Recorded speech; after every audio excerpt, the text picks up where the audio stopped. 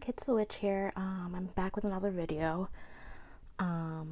Before I start this, it's a book review.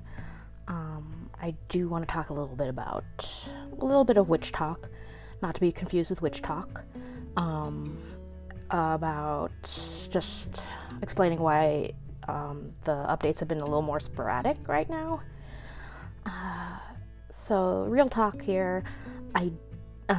Along with a few other things, but I suffer from major depressive disorder, or clinical depression as people want to call it. So the most important thing is that, and it manifests differently in different people. So like some people get super irritated, other people draw inwards. In my case, it drains me dry. I have no energy, I feel burnt out, and like no matter how much I love something, I just cannot pull out any energy to do it. And I'm not using this as an excuse by a long shot, but I just did want to explain, again, the erratic video schedule as of late. I'll probably talk about this a little more in another video, but I thought it would be appropriate / relevant for this book review because I am reviewing The Modern Witch's Guide to Magickal Self-Care by Tenae Stewart, and it's published by Skyhorse Publishing. And yeah, there's Skyhorse Publishing, New York, New York. And it was released a few months ago, and it really focuses on, you guessed it, self-care. Now, if you have listened to my previous book reviews, you know what's coming. If not, I usually start off with what I consider cons for the book. So I'm gonna dive deep in there and talk about the cons initially here. So this is minor, but the style of the book, if you look at it and just sort of, just like even looking at the design and even the type treatment, it looks very, like very love and light worker type thing, which I think is like sort of a disservice to the book and its contents.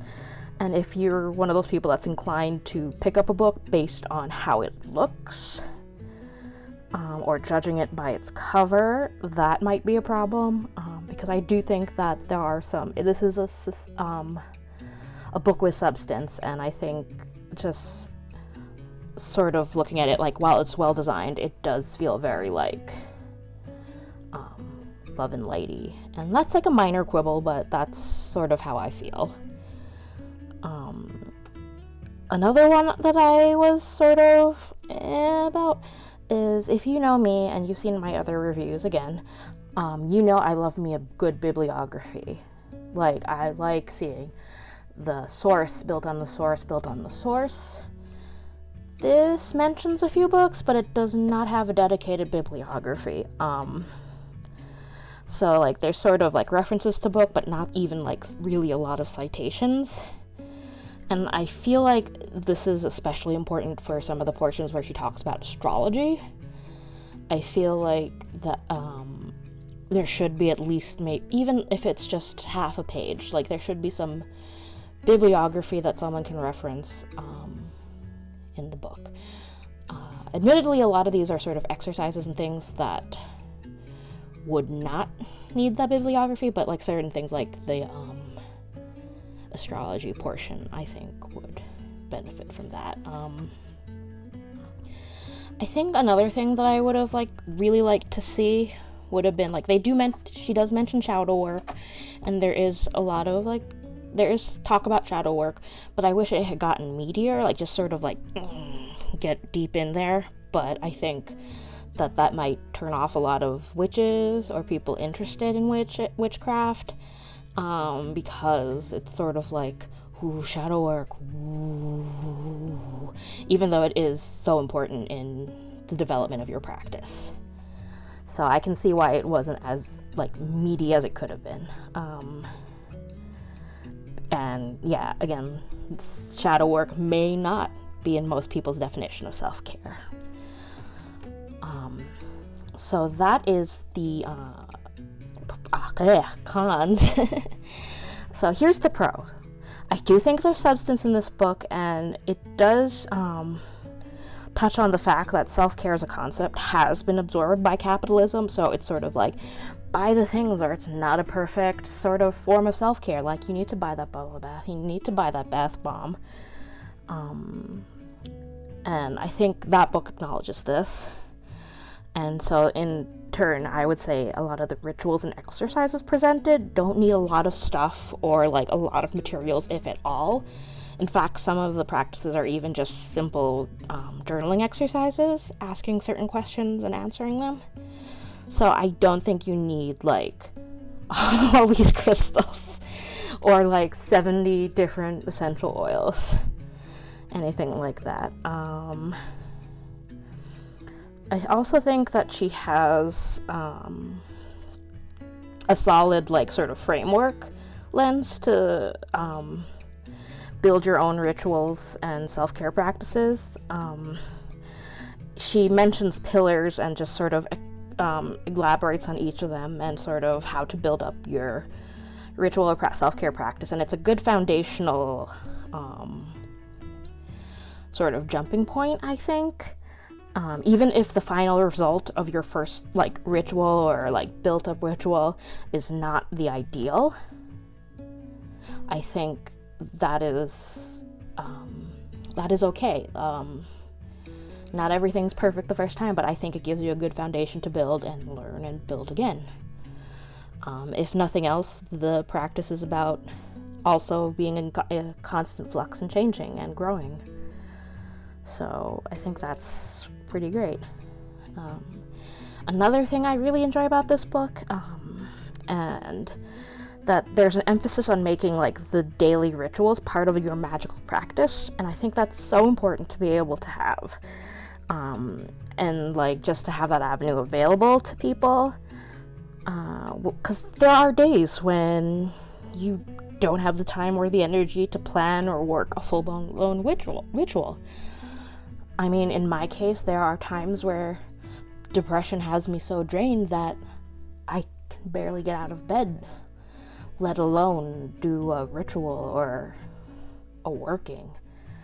Like, it's nice to know that as I'm, like, say, brushing my hair or taking a shower, that just by even, like, the thought of infusing a little bit of magic into them and making them sort of that, elevating them from a regular, just daily ritual to a magical ritual, I think makes all the difference, especially if you don't have the time or the energy in a particular day. I think it just sort of keeps the momentum going otherwise.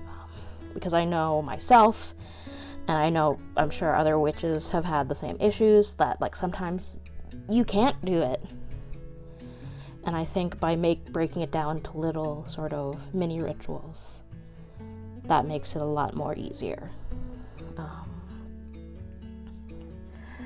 And I will say, one of the other things I really like about these books is that it's very accessible in its tone and its language. Like, I didn't feel very like condescended to in like a very light and love and peace and harmony sort of way. You know how you probably know what I mean when I say that. But I also didn't feel like it was like so like esoterically hard to like comprehend, that it was just like the language was like too much. Like, it's just too much. And I think those are a lot of the pros of this book. Again, like I think the pros outweigh the cons, and overall, not my favorite book, but I enjoyed it immensely, and this came to me at a time when I was not going through a lot of self-care, when I was in a different depressive episode and burnout, and it came at like the perfect time. Like, the universe was like, here, have this book, this will help you. And I think it did. Some of the exercises, some of the rituals, like, obviously it's not the panacea to be like, bam, bam, bam, bam, you're cured. You're okay now. It'll never happen again. I think it does help as like sort of supplement to whatever treatment you may have, whether if it's, like therapist, medication, meditation. Like, I think this is an excellent sort of supplement to that, to whatever your primary form of self-care, especially in regards to mental health. I really think that this is a good book. I would probably recommend it for beginner seasoned witches looking to incorporate self-care into their practice. And also, personally, if you're not a witch or you don't practice, I think you could still get a lot of insight and glean some information from this book. So if you have friends who are like super into self-care, but like aren't witches, like I would say they could read it and get some stuff, like yeah. And if you are solid on like self-care, or you want like more like in-depth bits about shadow work, then I might give it a pass. But otherwise, I do enjoy this. I'll probably be referencing a lot of the rituals back and forth, and just sort of looking at the chapters that talk about daily rituals, magical practice, just to sort of refresh myself when days are hard. But anyway, thank you for coming to my witch talk, not to be confused with witch talk, and also my book review. Anyway, I will catch you on the flip side, and I'll see you in the next video. Bye.